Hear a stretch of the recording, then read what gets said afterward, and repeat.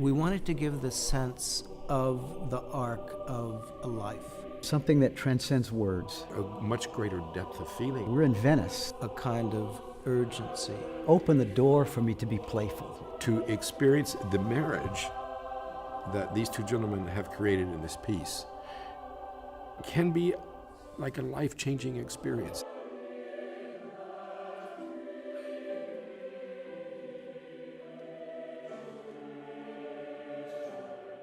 One of the things that I've discovered in writing for voice and voices is the importance of vowels, the importance of sounds being able to be made available to the composer, to be sustained, to be altered. However the composer hears it and chooses to work the line, I want to have those lines available. I mean, I did this really consciously. And I thought that, especially because it was a choral piece, that the rhymes throughout the poem would also make the text, I hoped, in some ways more available to an audience. I also had the good luck to be working with Frank, so I knew that I could trust him to make the best out of whatever I gave him. So there was never a moment's hesitation in trying something or trying some rhymes that otherwise I might be dubious of. You're talking about the surface rhyme scheme. It's something that I neither avoided nor tried to play up. It's just there.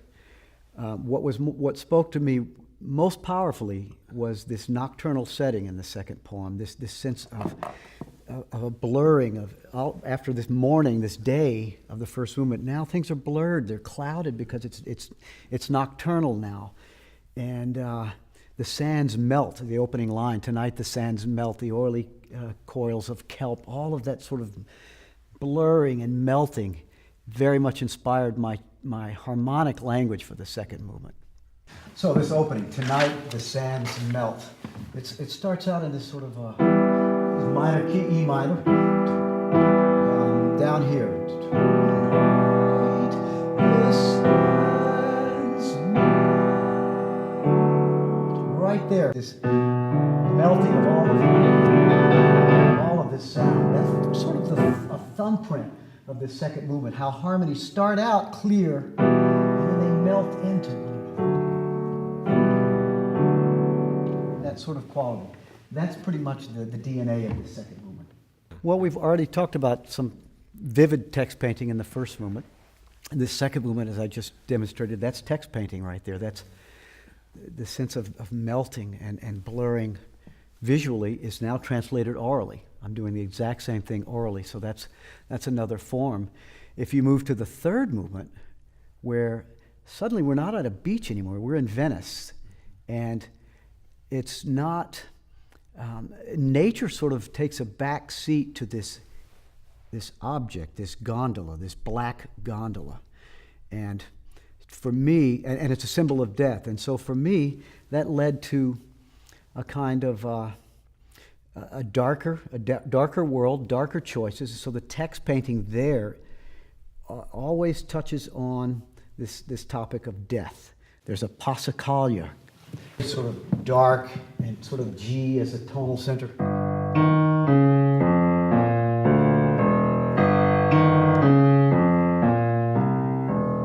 Over and over that line.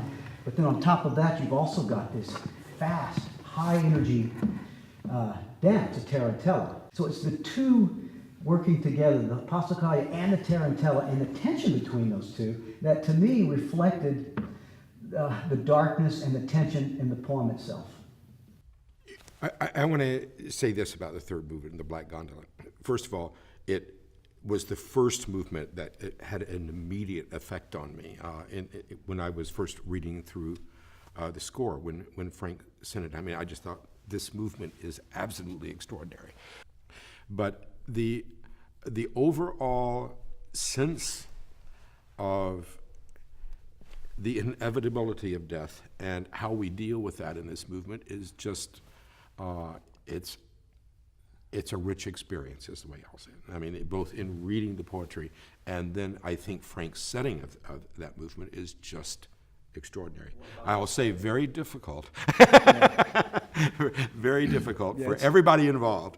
But oh, it's worth the challenge, and that's what music should always have, a great challenge. And if it doesn't have a great challenge, doesn't have the same experience, because the greater the challenge, very often the greater the intensity of the outcome is.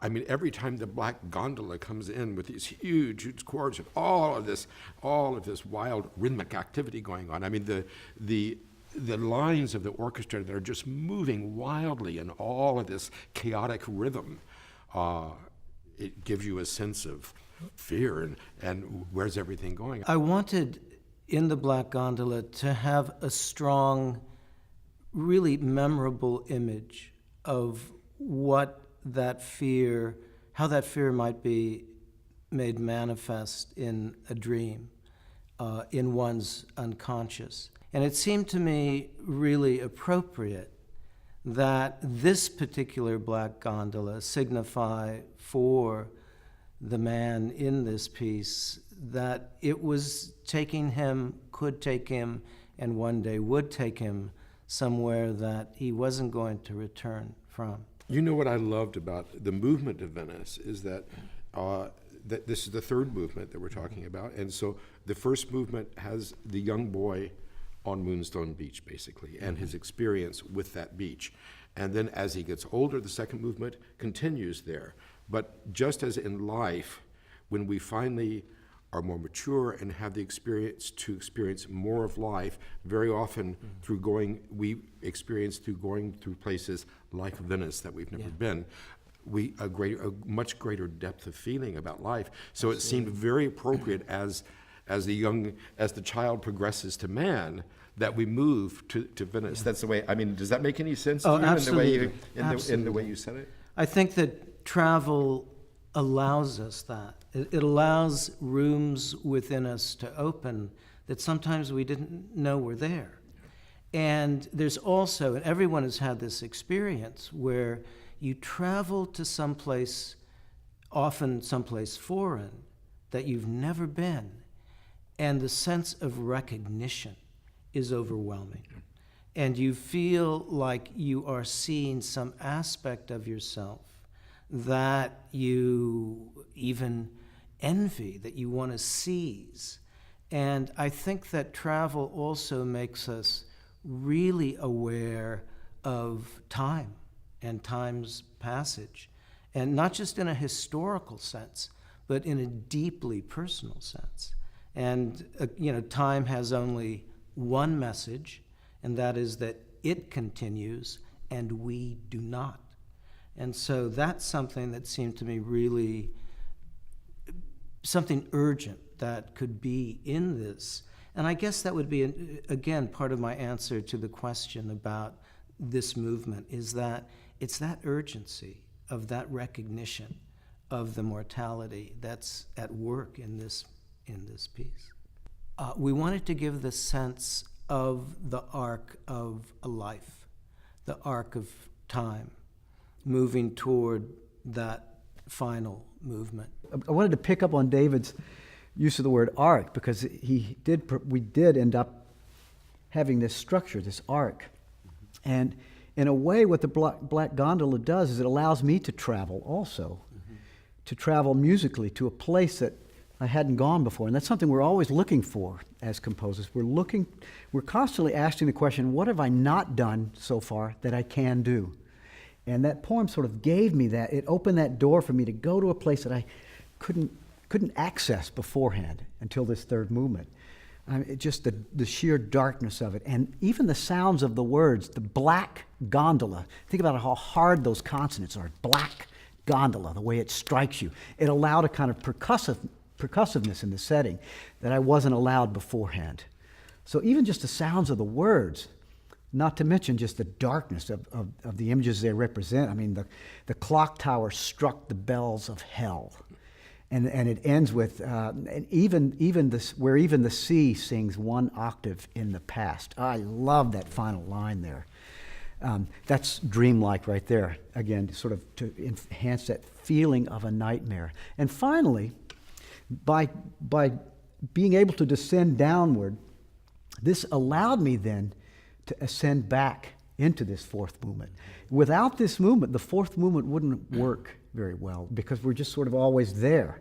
And we needed something like this so that we could sort of climb back out of it and climb into this sort of feeling of renewal, of enlightenment, of redemption.